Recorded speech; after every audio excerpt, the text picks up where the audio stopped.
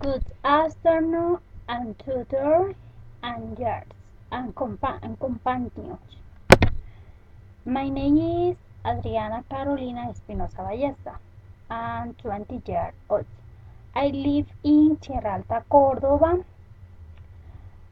but at this moment I am living in the city of Medellin, Antioquia.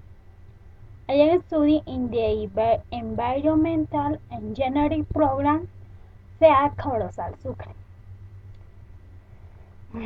I teach in mind I am in the city of Medellin, Antioquia, in Atanasio Giraldo Stadium, where many people come and weekends and many phones and different tents come to watch the games, to watch the tents play.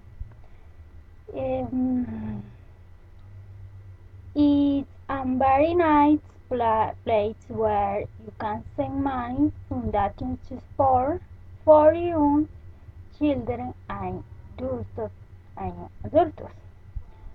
Goodbye and tutor and companions.